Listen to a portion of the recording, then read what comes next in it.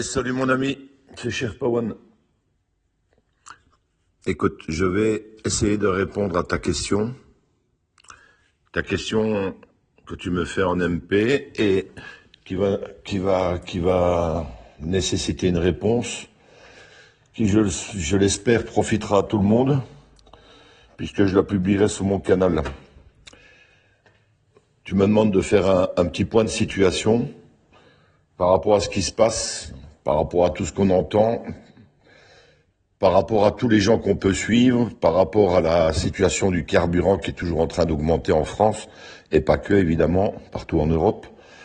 Et qu'est-ce que je peux, en déduire pour les prochaines semaines.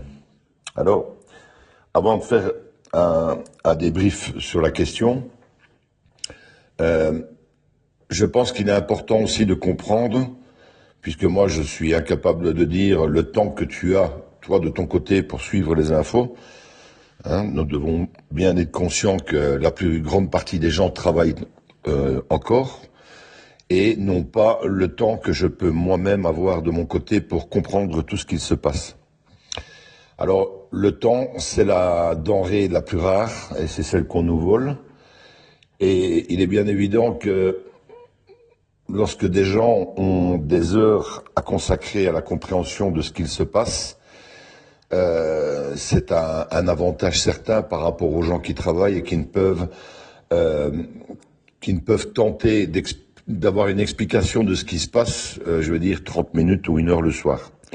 On en est tous bien conscients et j'ai de plus en plus de questions en message privé. Beaucoup de questions, beaucoup de gens qui sont soit dans un manque de compréhension ou qui sont tout simplement dans la peur. Je ne dis pas que toi-même es dans la peur. Peut-être que tu te tracasses un peu pour le prix du carburant qui, au niveau de la famille, commence à taper dur. Mais j'ai un ensemble de questions qui m'arrivent en MP, qu'il m'est compliqué maintenant de gérer, puisque de toute façon, je ne peux plus me permettre de faire de l'individualiser avec chacun et de répondre aux questions de chacun en MP, ce serait pas possible. Mais de temps en temps, je le fais, et je le fais avec toi parce que ça fait longtemps que je ne t'ai plus eu en message privé. En même temps, il est peut-être temps aussi de faire un petit point de situation. Alors évidemment, les gens qui travaillent dans la peur, sont dans la peur puisque, avec le peu de temps qu'ils ont parfois tendance à suivre les mauvais lanceurs d'alerte. Et du coup, ont un espèce de court-circuit entre ce qui est dit d'un côté et ce qui est dit de l'autre. Et je ne parle pas des mainstream. Je connais également des gens qui suivent les mainstream, les médias alternatifs, qui mélangent tout, qui font une grosse boule de boue et qui n'arrivent plus à comprendre où se trouve cette réalité et cette vérité. C'est pour ça que j'ai déjà expliqué plusieurs fois qu'il faut un permis de conduire pour écouter LCI, par exemple. Moi, je peux en retirer des informations substantielles. Je peux voir des choses même avant même qu'elles ne se passent sur les réseaux alternatifs, comme ce matin avec, un discours de Peter Exet qui vient donner un point de situation sur l'Iran. Le point de situation de Peter Exet ne veut pas dire non plus que ce qu'il raconte sur LCI, entre guillemets, puisqu'ils sont en train de faire une retransmission, est exactement la vérité de ce qu'il se passe réellement sur le terrain, puisqu'on est dans un grand film et que Trump participe joyeusement à tout ça.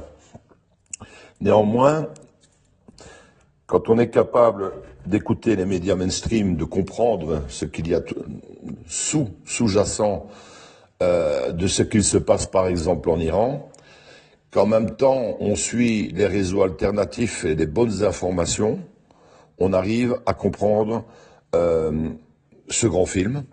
Je sais que c'est pas évident pour ceux qui n'ont que très peu de temps pour le comprendre, mais on a une vision des choses qui est beaucoup plus générale.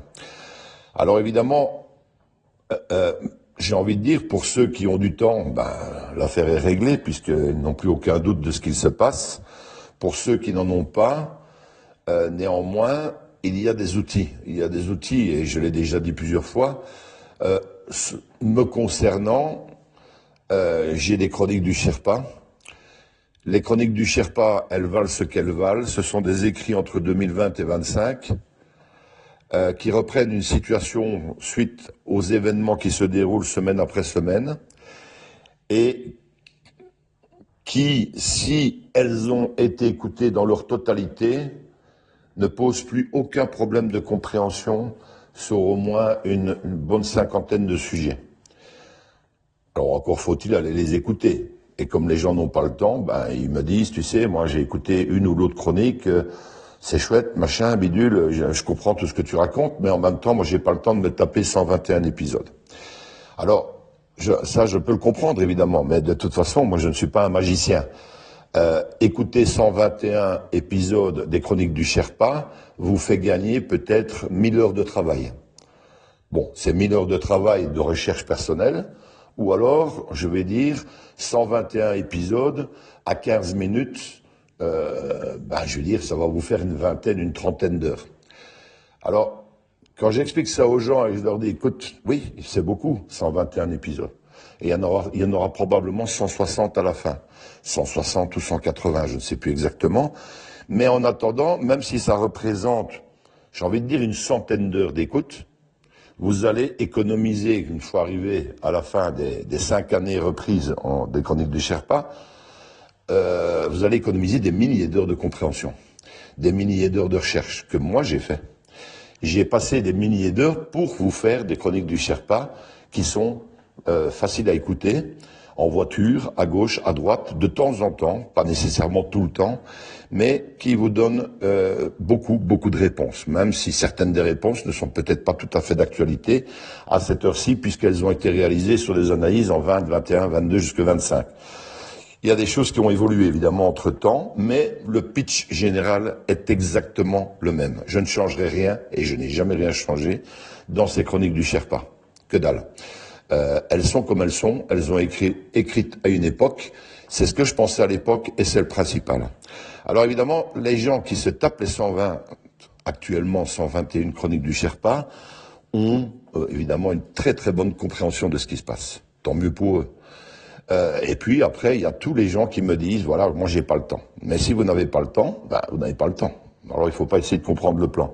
Il vaut mieux vivre votre vie, profiter de vos enfants, votre famille, aller promener en forêt, etc. Et accepter le principe que vous n'avez pas le temps d'aller écouter ces chroniques.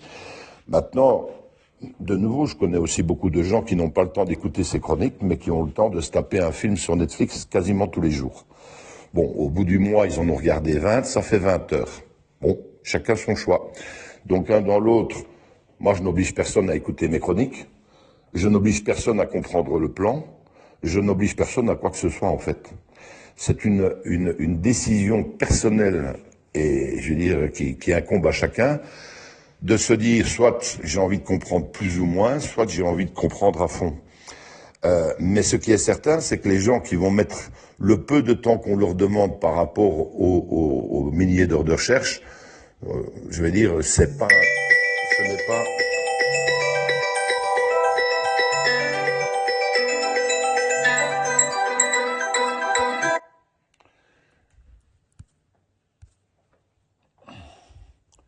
Désolé, coupure, téléphone. Donc, oui, moi, ça représente, je veux dire, depuis peut-être 2015-2016, 30-40 000 heures de recherche.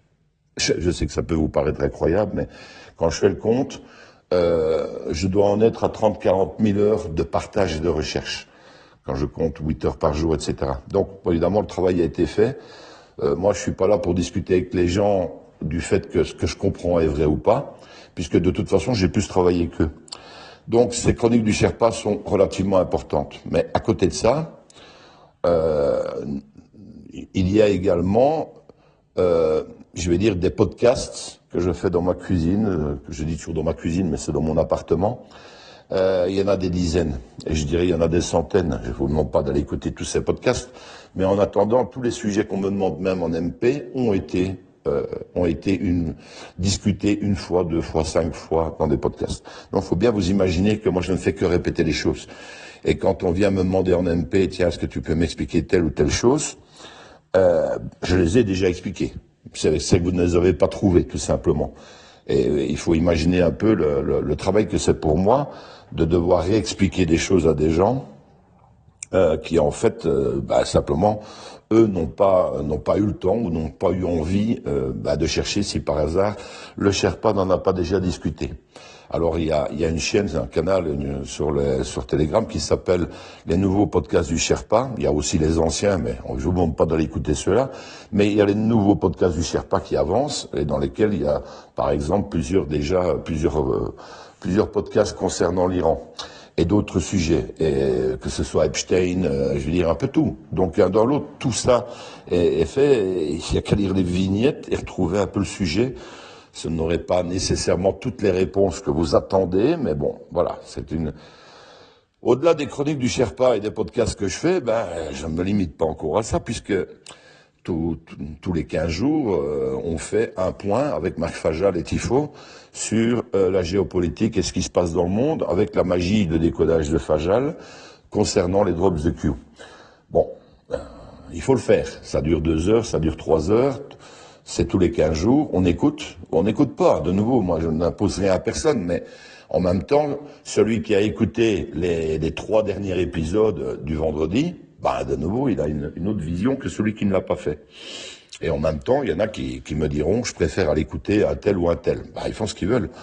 Donc, le choix de vos alerteurs, le choix des gens qui parlent, qui expliquent les choses, ça reste de nouveau un choix personnel. Maintenant, il ne faut pas venir me dire en MP, et là je suis général, donc je ne parle pas de toi ici, mais je parle en général des gens qui me disent...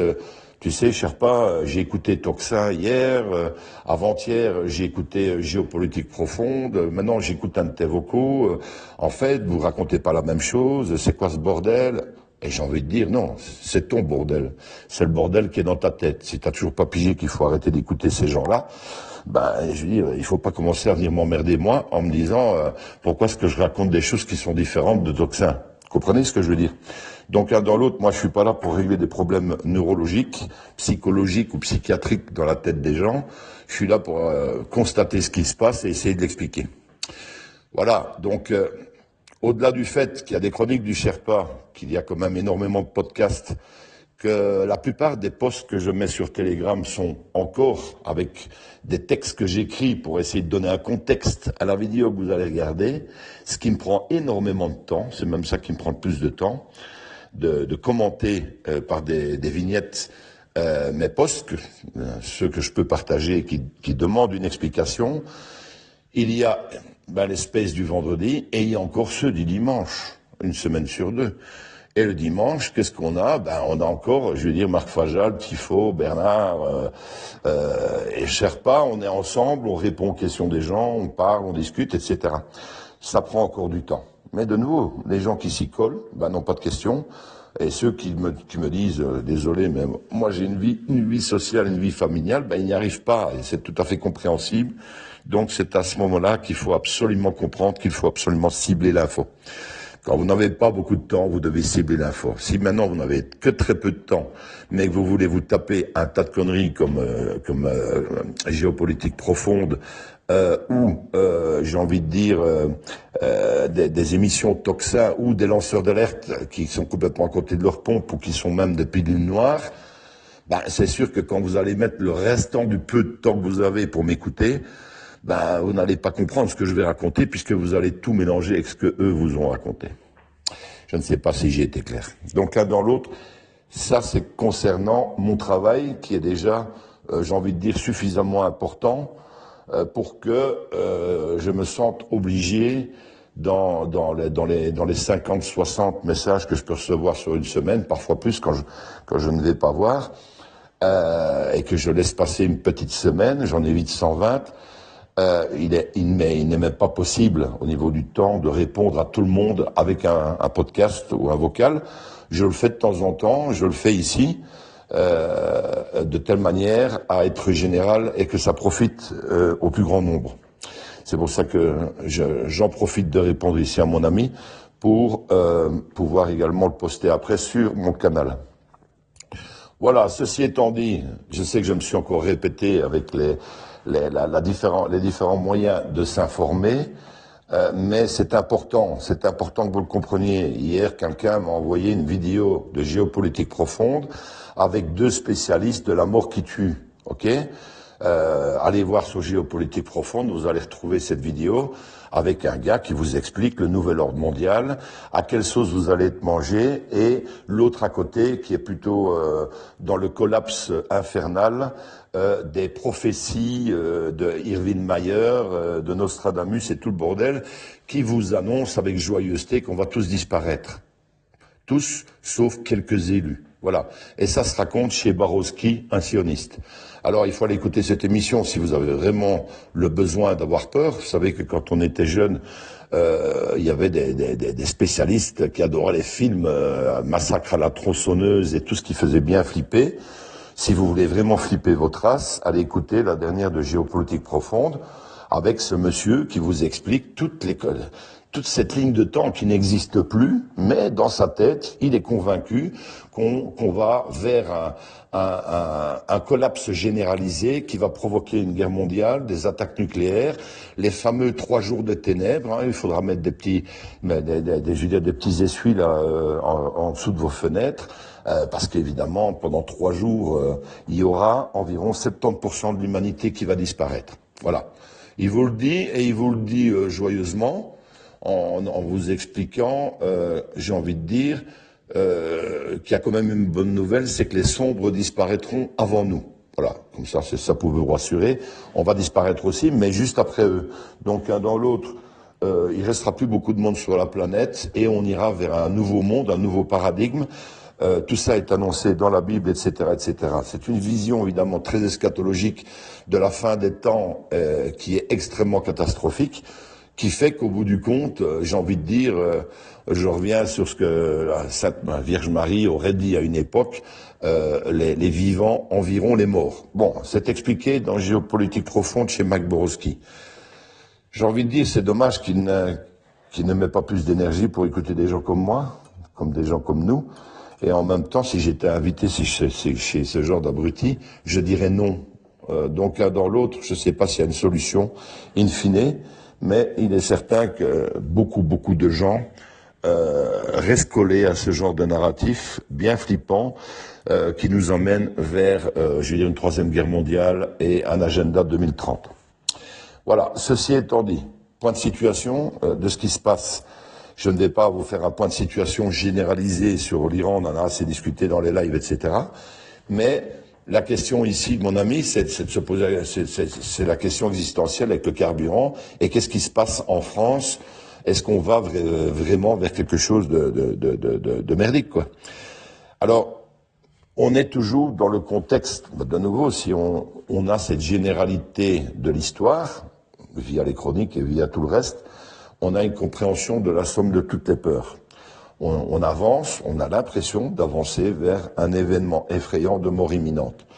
Que ce soit avec ce qui se passe en Iran, que ce soit avec le carburant qui augmente, les gens qui commencent à avoir de réels problèmes pour se déplacer, même pour aller travailler. Donc, moi, il ne m'est pas possible de vous dire qu'est-ce qui va se passer dans 3 jours ou dans 15 jours ou dans 3 mois. Est-ce qu'on va vers une guerre civile en France, un début, une soft guerre civile? Est-ce qu'on va vraiment au-delà de gros problèmes avec un blocage de la société complet? Il est possible. Est-ce qu'on va vers cette EBS? Est-ce qu'ils vont mettre tout le monde à la maison, en télétravail, en disant, voilà, le prix de l'essence est beaucoup trop important. En même temps, les sociétés n'arrivent plus à payer le carburant des camions, donc tout le monde reste à la maison. Et puis, à un moment donné, tout le monde à la maison, que ce soit avec une hausse du carburant ou avec le mondial qui arrive, un EBS, tout le monde à la maison pour regarder la télé. Et puis, la vie est belle. On en a enfin terminé avec ça. J'ai bien envie de vous l'annoncer, j'ai bien envie de vous le dire, et j'ai bien envie de le penser, mais j'en sais rien. Vous comprenez ce que je veux dire? Donc moi, je serais malhonnête de vous dire ça va se passer comme ça. Donc je suis un constatiste. Ce que j'explique est complètement à l'inverse de ce qui s'explique sur LCI, et même à l'inverse encore de théories sur les réseaux sociaux avec certains lanceurs d'alerte. Néanmoins, oui. ça augmente.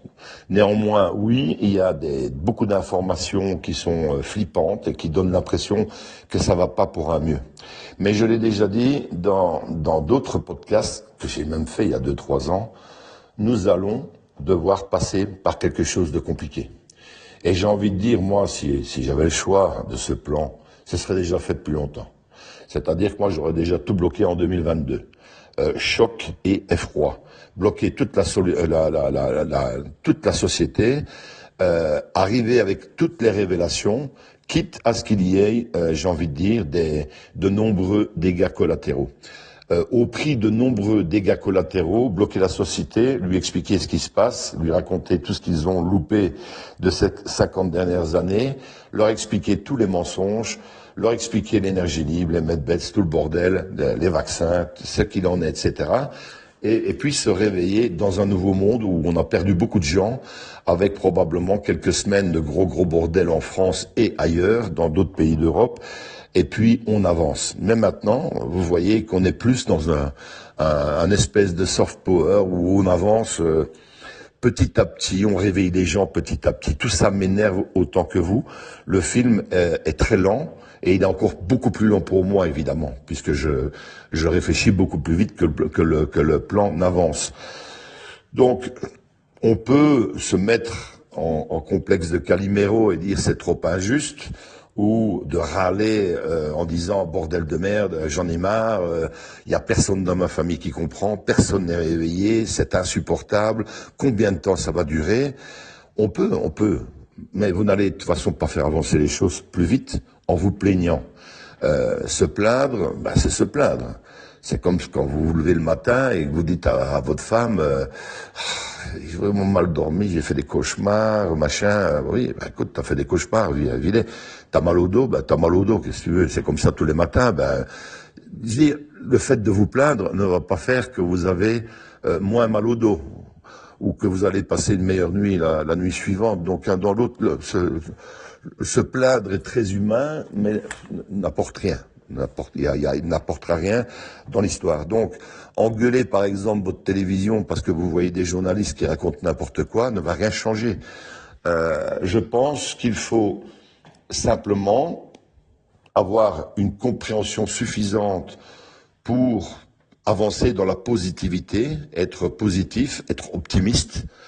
Si vous n'avez pas cette compréhension, vous serez dans le pessimisme automatiquement, puisque c'est le cas des pilules noires qui ont de grosses difficultés à cette heure-ci à comprendre toute cette histoire en Iran.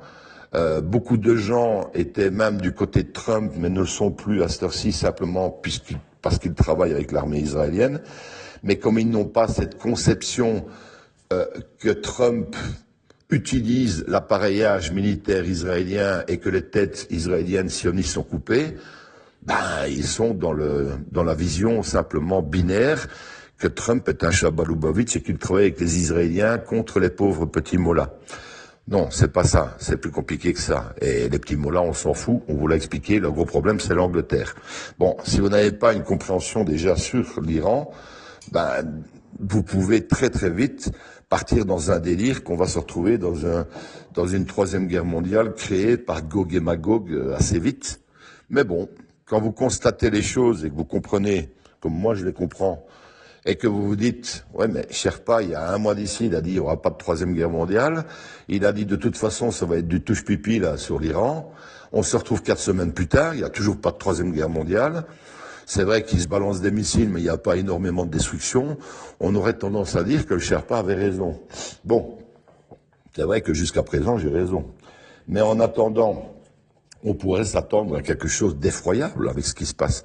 Si l'Iran se déchaînait sur Israël, il y aurait plus d'Israël, il y aurait plus de pays du Golfe, et en même temps, les pays du Golfe ne se laisseraient pas faire, et il y aurait plus d'Iran non plus. Donc, voyez le gros bordel. Et comme il y aurait plus ni un ni l'autre, du coup, ça s'enflammerait et ça reviendrait jusqu'ici. Bon, la bonne nouvelle, c'est que ça va pas arriver. C'est quand même déjà une bonne nouvelle pour vos familles, pour votre vie. Vous voyez, je suis déjà en train de vous annoncer une bonne nouvelle, il n'y aura pas de troisième guerre mondiale. Mais en attendant, ça explose toujours en Iran. Il y a toujours des images à la con sur LCI. Sur 20 images d'explosion, il y en a 15 qui sont faites par IA. Qu'est-ce que vous voulez que je vous dise, moi? Alors, Vous vous posez la question, vous dites, mais c'est pour que même les médias mainstream font des images IA, c'est quoi le but de montrer que ça pète quand même à Tel Aviv, mais que ça pète aussi en Iran? C'est un film. Vous êtes dans un film. Et ça, c'est la conception la plus compliquée de l'histoire. Tous ces événements sont déjà arrivés, tout est déjà bloqué, tout est déjà plié. Voilà, tout est déjà décidé. Vous êtes déjà dans un nouveau monde, mais il faut vous l'expliquer. Et vous êtes dans un film. Et ça, c'est très compliqué. Les gens, mais non, arrête tes conneries, Sherpa.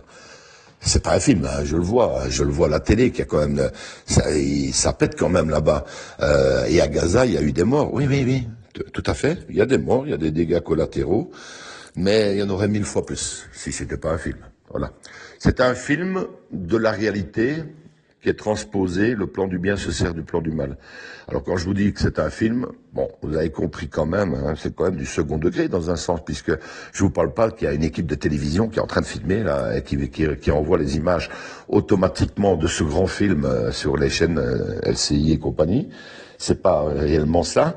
C'est un film qui vous relate des événements qui se sont déjà déroulés, avec beaucoup moins de morts, beaucoup moins de gravité pour ce qui va arriver par la suite. Mais il faut néanmoins vous montrer qu'il y a des destructions des deux côtés, côté israélien, côté iranien, côté même américain. Ah, ils font là, il y a un avion, un AWACS là, il a été détruit, boum. Ah merde, ils ont perdu un AWACS.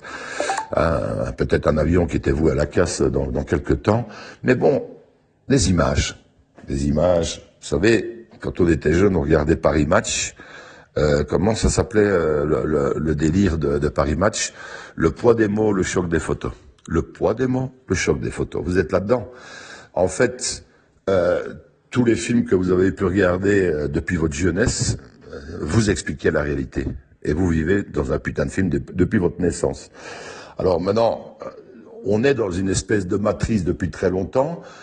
Et dans cette matrice, on vous propose un film, The Great Awakening, le grand réveil, à 7 heures pour vous remontrer un peu qui sont les sociopathes, qui sont les sionistes, c'est quoi la différence entre un sémite et un sioniste, c'est quoi le problème réel en Iran. Ah, ce sont les Anglais, ok. Qui est Trump? Pourquoi est-ce qu'il fait ce qu'il fait? Pourquoi c'est un salopard une semaine sur deux? Pourquoi est-ce qu'il dit des choses qu'il réalise quand même toujours un peu après? Pourquoi est-ce qu'on n'a pas réussi à le destituer?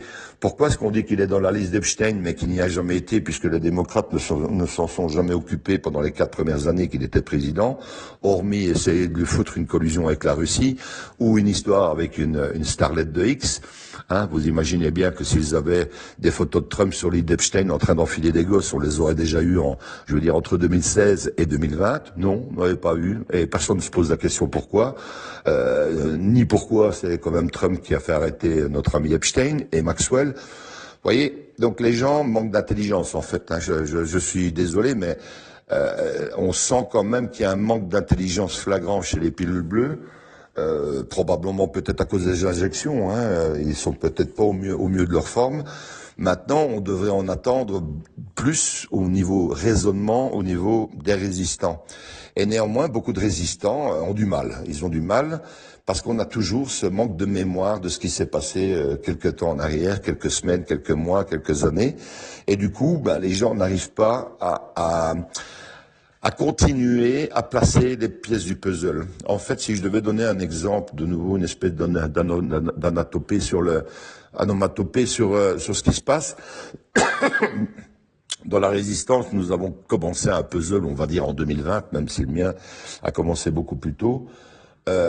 En 2020, vous commencez à faire un puzzle qui est grand comme votre salon. Vous avez vous avez un tas de pièces de puzzle et vous commencez à faire votre puzzle. En 2022, 2 ans plus tard, vous avez déjà bien travaillé et vous avez déjà pas mal d'endroits dans votre salon où il y a 30 pièces qui sont collées là-bas. À droite là-bas, il y en a 40 qui ont été quand même, assemblées. Tout près du lave-vaisselle, vous en avez quasiment 150. Et puis, il y a plein d'espaces vides. Vous avez toujours un grand tas de pièces et vous avancez. 2025, vous avez déjà encore mieux avancé, mais vous n'avez pas encore une image complète du bordel. Mais ça commence à prendre forme, etc. Et puis, il y a des gens qui font ce puzzle et qui n'arrêtent pas. Ils ont déjà l'image. Ils ont déjà l'image parce qu'ils ont quasiment fini le puzzle. C'est-à-dire, même s'il leur manque plein de pièces dans le puzzle, le salon est quasiment plein de ces pièces. Et ils voient l'image, ils voient ce que c'est. Ils comprennent ce que c'est.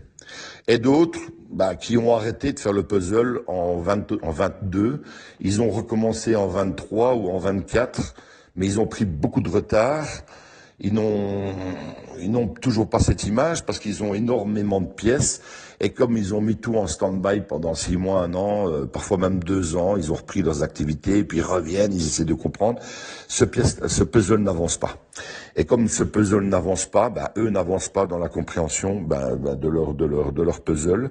Et on peut imaginer que ça se passe un peu comme ça pour l'instant dans la résistance, avec différents niveaux de compréhension. Et plus vous allez vers le bas, plus vous allez rencontrer le niveau de compréhension le plus simple, celui des pilules bleues. Il se passe rien.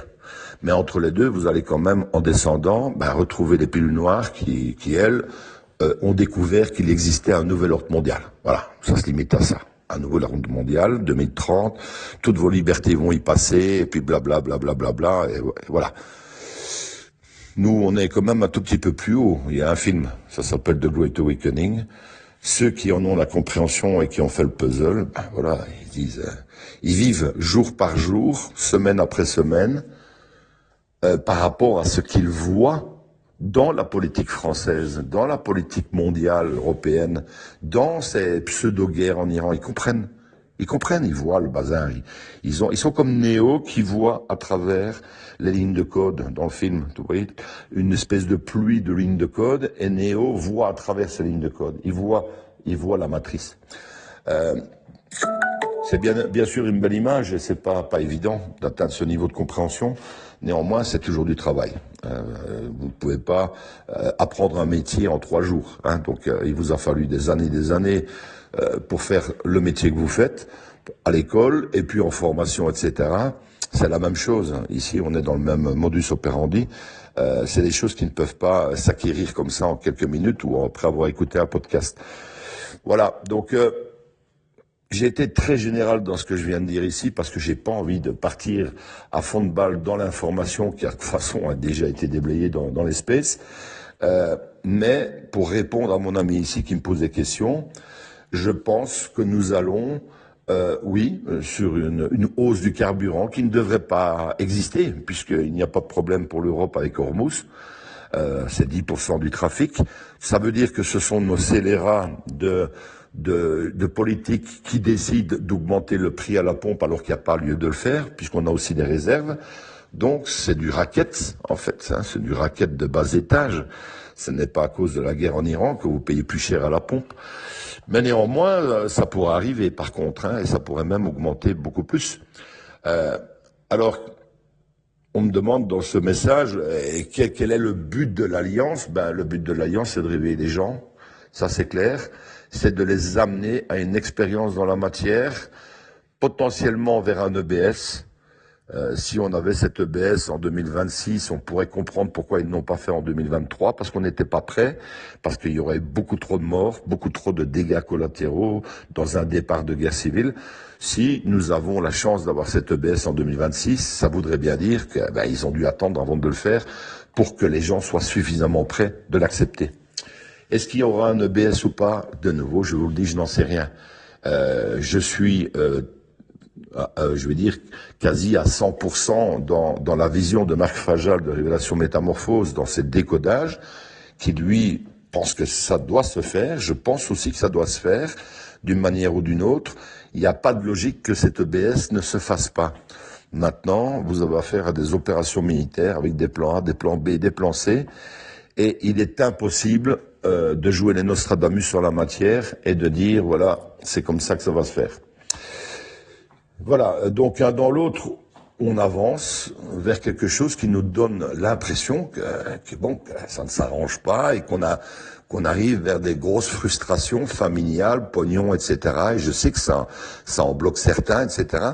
Mais nous sommes ici dans cette réincarnation pour le vivre. Nous sommes les préparateurs.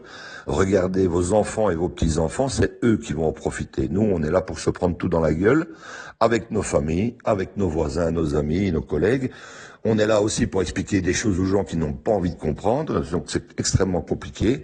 Et en même temps, au milieu, j'ai envie de dire, d'une vie qui n'est pas facile à gérer parce qu'on n'a pas beaucoup d'argent, etc., etc. Ça, je ne peux pas vous rassurer pour ça. Dites-vous qu'il y a bien plus grave, des situations bien plus graves que la vôtre. Par exemple, d'habiter en Iran à cette heure-ci, ou d'habiter même à Gaza. Voilà, tout est question de relativisme. Hein.